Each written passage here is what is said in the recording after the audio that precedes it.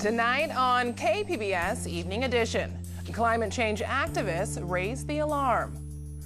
They want Congress to act on the Green New Deal, how they're trying to get local Democrats to show their support. A former campaign consultant claims he was sexually abused and harassed by a San Diego school board member, how a lawsuit is leading to political pressure. We absolutely need to be regulating the scooters and the bikes to make sure that it's safe and also to be making sure that more people get to ride them. And after San Diego's first death involving an e-scooter, we talk with Circulate San Diego about the city's plan to regulate the rides. KPBS Evening Edition starts right now.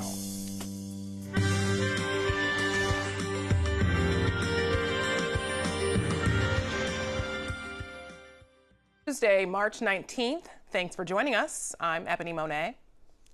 Activists say a local congresswoman isn't doing enough when it comes to climate change. Raise the alarm! Raise the alarm! Raise the alarm!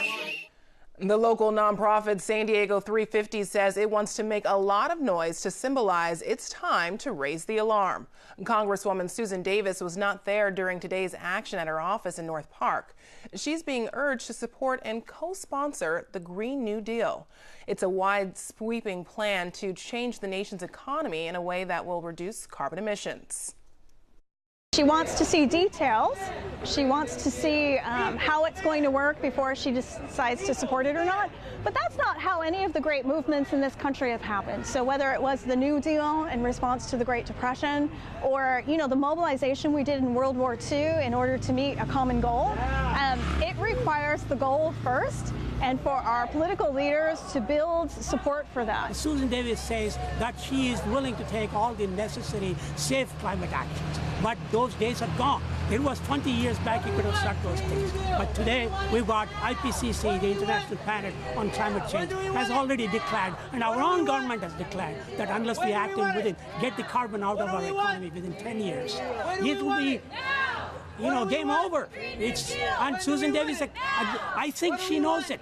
She knows it, but she's afraid to how the votes will come out in her favor or not. Among local Democrats, Congressman Juan Vargas and Mike Levin support the Green New Deal. Davis and Scott Peters do not. San Diego's first bike-sharing program is getting the boot. KPBS Metro reporter Andrew Bowen has more on the demise of Discover Bike. City officials sent a letter to Discover Bike last month saying it was ending their relationship for breach of contract. The letter doesn't go into much more detail. Discover Bike started operations in San Diego in 2015. It faced a number of challenges like lengthy review processes just to get their docking stations approved. Vice President of Operations David Silverman says the city misled the company and promised it would be allowed to operate in high-traffic tourist areas. He just kind of strung us along and told us we were going to get La Jolla, told us we were going to get these other areas. The few that they did give, they ended up having us remove. The nail in the coffin for Discover Bike may have come last year when the city allowed dockless bike and scooter sharing companies into the city. Riders don't have to return those devices to fixed docking stations, and they're often cheaper. The city has given Discover Bike until April 6th to pack up its equipment and leave the city. Andrew Bowen, KPBS News.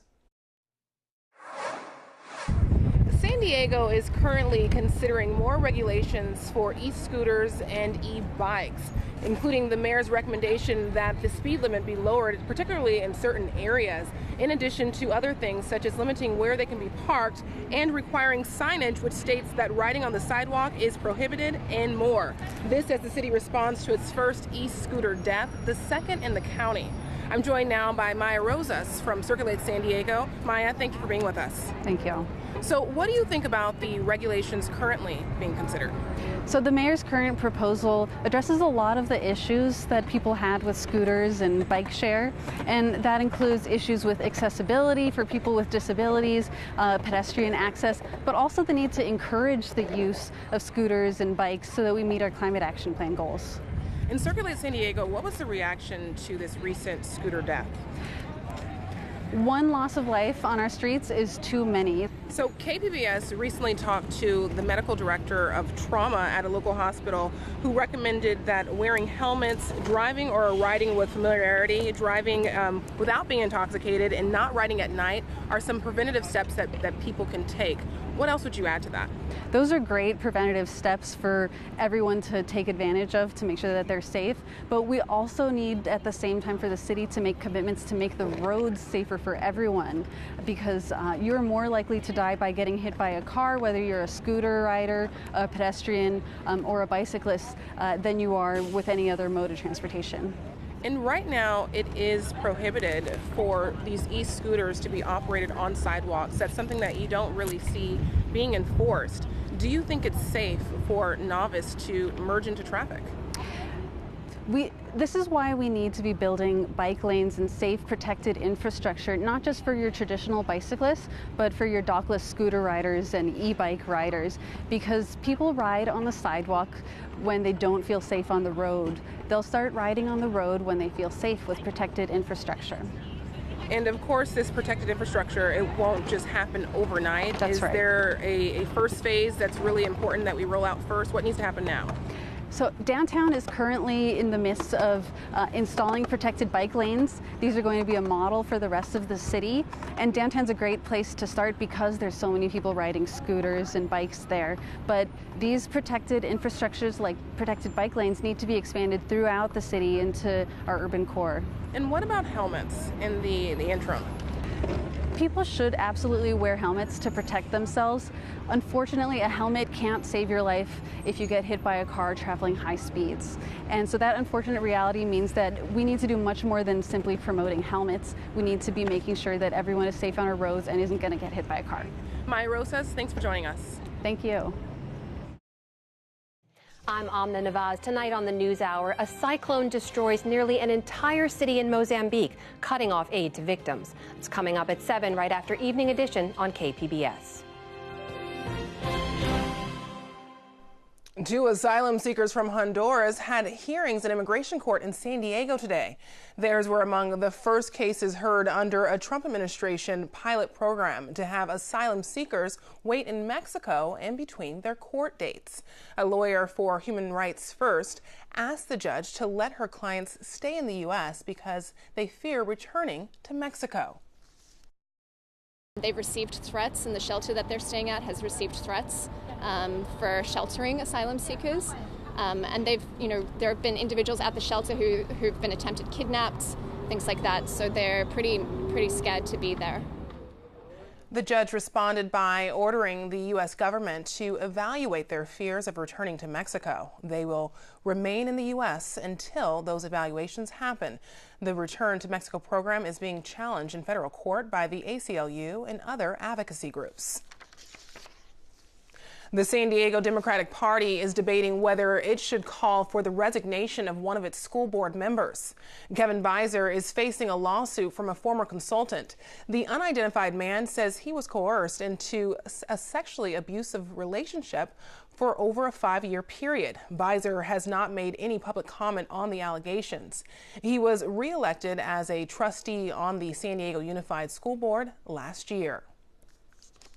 At the start of this year, 3 new people joined the San Diego City Council. We'll be introducing you to them in a series of profiles. KPBS reporter Claire Tragesser tells us about Monica Montgomery, who represents neighborhoods including Oak Park, Encanto, and Paradise Hills.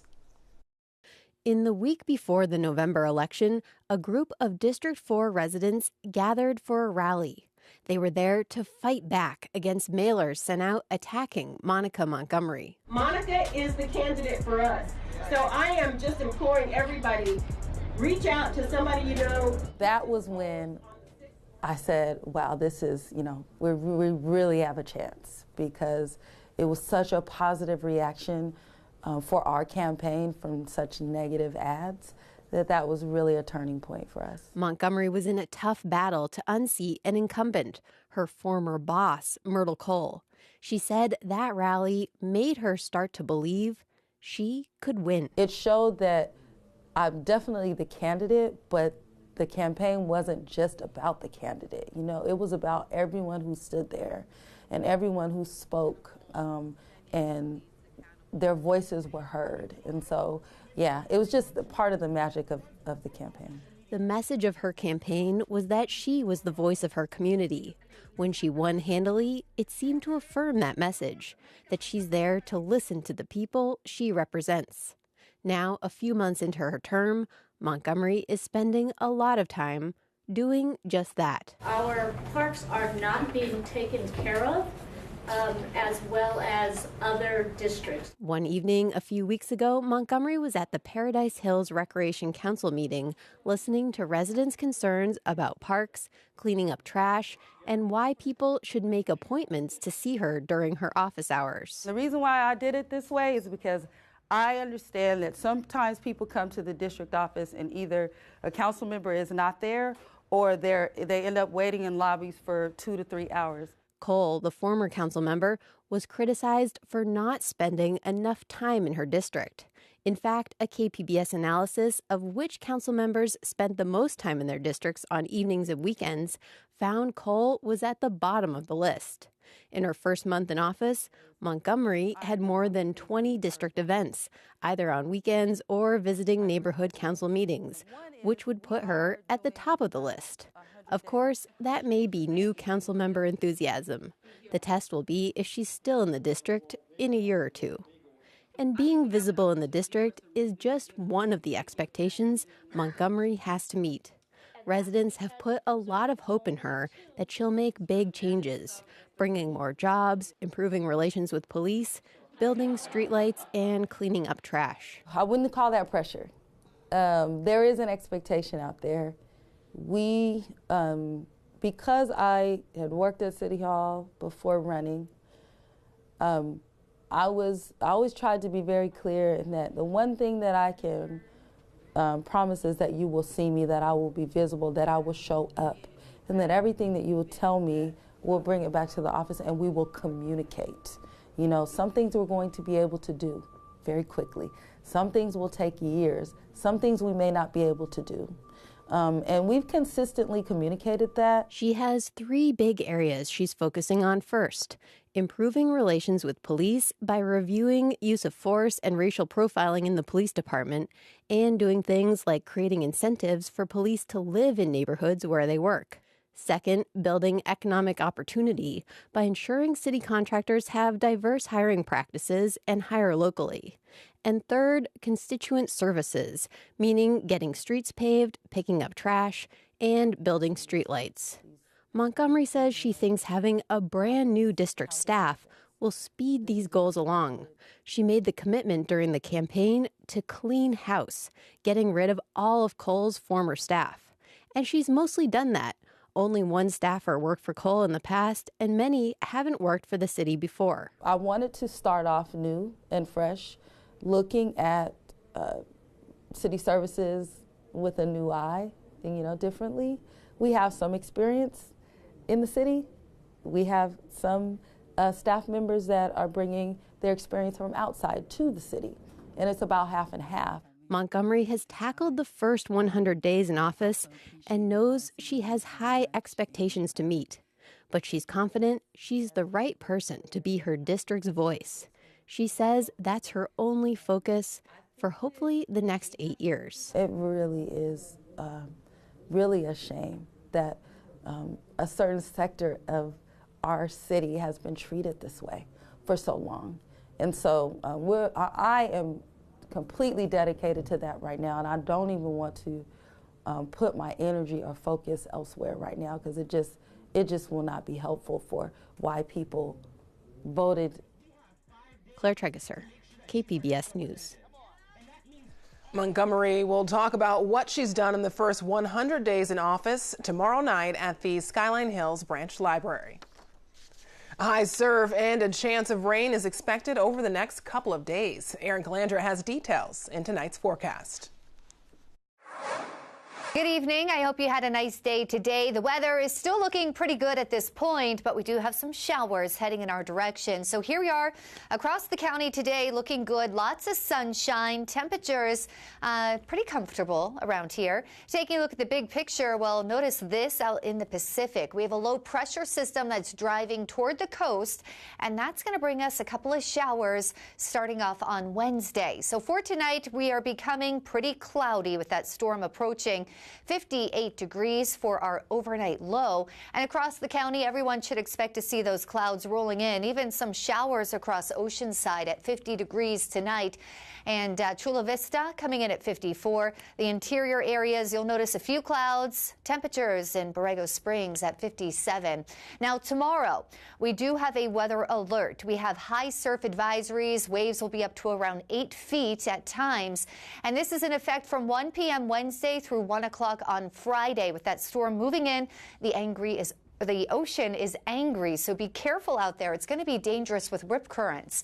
Here's the storm approaching on Wednesday to the north of us, and with that, we're going to see those gusty winds right along the coast, and we will see those showers. Mountain snow expected, but not for San Diego County. Here is the futurecast, 10 a.m. on Wednesday, and see how those showers are approaching. You'll need the windshield wipers at times. Here we are at 6:30. As you travel home, again, those showers are reappearing and lasting throughout much of the night. Thursday morning, the kiddos will need the umbrellas as they're standing out waiting for the school bus stop, because we will have a couple more showers until eventually we do dry out. So here is the forecast for tomorrow. 64 in Oceanside, San Diego, peaks of sun at 65 with those showers popping up. Mount Laguna at 45, staying dry. By the end of the week, well, it's going to become warmer, and it's going to be much sunnier. Along the coast, expect to see those showers Wednesday, a couple leftover showers Thursday, and we could even see another shower popping up on Saturday. Inland, expect to see those showers Wednesday and Thursday. Sunshine reaching the 70s by Sunday. In the deserts, we'll see mostly sunny skies, getting warmer to 80 by Sunday. And in the mountains, could see snow Thursday, but highest elevations above 6,000 feet. For KPBS News, I'm Erin Calandra. Back to you. The Colorado River is a vital link in sustaining the economy of Southern California. Western states are closer to finalizing a drought contingency plan. But KUNC reporter Luke Runyon says one key water district has been left out of the deal. Now, years in the making, the plan would cut back water deliveries to Arizona, California, and Nevada should dry conditions in the region get worse within the next 6 years. Bureau of Reclamation Commissioner Brenda Berman has been pressuring state water leaders to finish their work. Today is a very important day in the history of the Colorado River. Today, the 7 basin states have come to agreement and signed together a letter to Congress memorializing that agreement. But it moves forward without the support of a large water user in Southern California. In a series of blistering statements, the Imperial Irrigation District said it would only sign on to the plan when it received federal funds to mitigate public health problems brought on by the shrinking Salton Sea. I'm Luke Runyon. The water sharing deal is designed to keep the water level in Lake Mead near Las Vegas from dropping too low. The level is falling because of prolonged drought. A retired DEA agent says the agency discriminated against him because he was a reserve officer in the Navy. KPBS military reporter Steve Walsh tells us the agent recently won his appeal. Kevin Sharp started with the Drug Enforcement Administration in 1995. He also deployed 3 times as a Naval Reserve officer. 4 years ago, Sharp was one of several agents in the San Diego field office who filed suit against the DEA. Some people were supportive, but other people would make comments. One guy said to me, "You may be a commander in the Navy, but you aren't here." And I didn't know where that came from. I learned to kind of hide my military service, not talk about it. Despite high test scores, Sharp says he was passed over for promotion several times. Federal law says employers cannot discriminate against someone serving in the Guard or reserves. Within the first 6 months that I started to notice things weren't quite right. My supervisor, I would say, was smart enough, didn't approach me. However, he had 2 separate times he had senior agents come up to me and say that the supervisor doesn't like you being in the reserves. Sharp's case is one of dozens brought by federal workers, including civilians in the Department of Defense. We reached out to the DEA, but the calls were not returned. The Federal Appeals Court forwarded Sharp's case back to an administrative law judge. Steve Walsh, KPBS News. The LA Times says he's the country's best crime novelist. Don Winslow's work tells a story about the war on drugs and all of its horrors. KPBS Midday Edition host Jade Hyman talks to him about his novel, The Border. The title of this book, The Border, that's a loaded title, especially in our political landscape today. Why? What's behind that?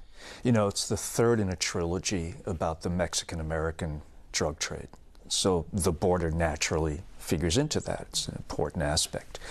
But also the border refers to other kinds of borders other than just the physical border between our two countries. It refers to ethical borders, to moral borders, to emotional borders, and whether if we cross them, can we ever cross back? Okay.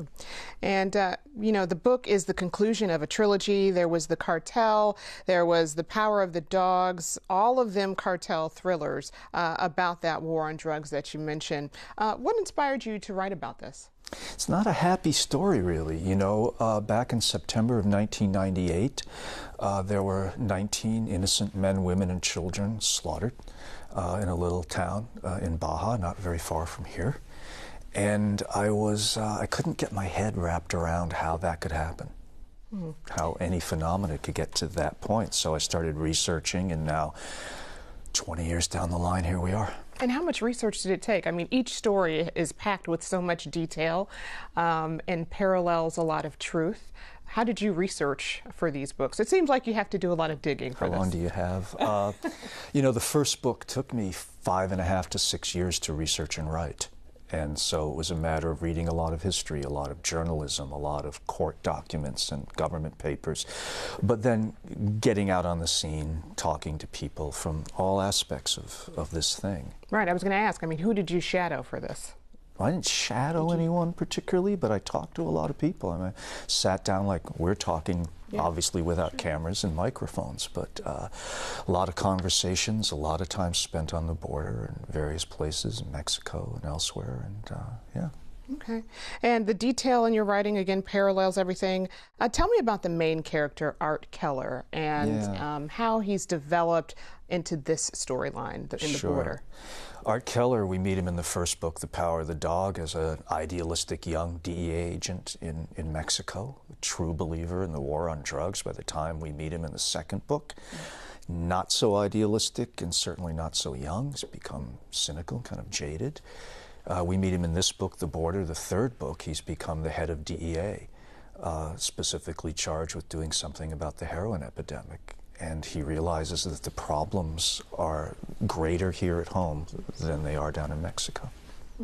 And the New York Times review of your book said the words used around race and gender are ugly in these times, and it calls for a warning. Why did you choose to sort of add that layer to your storytelling? I didn't add that layer, so to speak, Jade. It's there. You know, I write about the world as I see it. I write about the world as I find it. And so when you do that, you have to make a kind of a tough choice. The choice is between sanitizing it, which makes it kind of more acceptable and in some ways easier to read, or looking at it realistically and directly, which makes it tougher to read and yet presents a more realistic picture. I made the latter choice. In talking about the title of the book and the political landscape, how did you factor in the Trump administration's view of the border and building of a wall? Well, look, in terms of drugs, and this is what Art Keller has to deal with, and therefore I have to deal with it, the building of this proposed wall will do absolutely nothing. And I wish we could all be very clear on this because the reasons are so obvious. We've all been there. We live in San Diego. We know the wall has gates. The one in San Diego is the busiest commercial border crossing in the Western Hemisphere. DEA tells us, and the traffickers tell us, that 90% plus of the illicit drugs that come up from the Mexican border come through those gates in tractor-trailer trucks or private vehicles. So the wall won't do a thing to stop the flow of those drugs. Don Winslow, thank you very much for joining us. Thank you very much. You can hear more of that interview on the Midday Edition podcast. Now for a look at today's top stories. Climate change activists stage a demonstration today at the local office of Congresswoman Susan Davis.